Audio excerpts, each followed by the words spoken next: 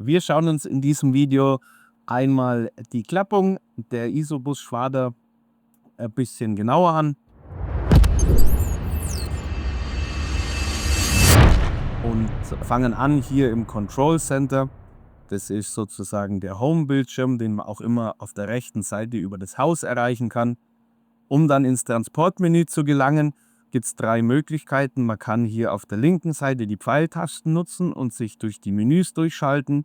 Wir haben auch einen Schnellzugriff aus dem Home-Bildschirm heraus ins Transportmenü und alternativ kann man über die aus dem Fendt One-Schlepper bekannten 9 Punkte hier auch ein Menü öffnen, das dann alle Funktionen darstellt und man gelangt natürlich auch so ins Transportmenü. Bevor wir den Schwader jetzt ausklappen können, muss man einmal auf das Schloss drücken und es halten, bis der grüne Balken oben durchgelaufen ist.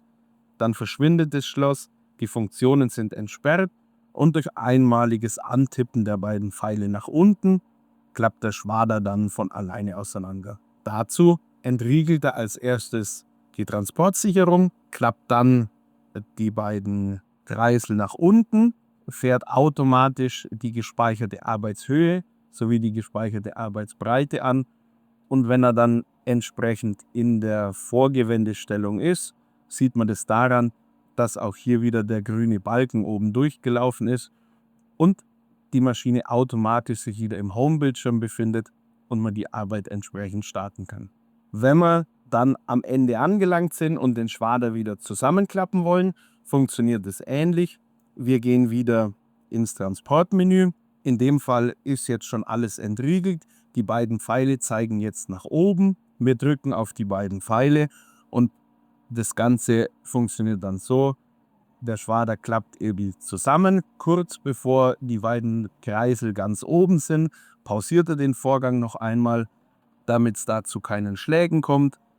Dann wird die Transportsicherung entsprechend verriegelt und das Fahrwerk fährt in die engste Position, um eben auf der Straße so schmal wie möglich zu sein.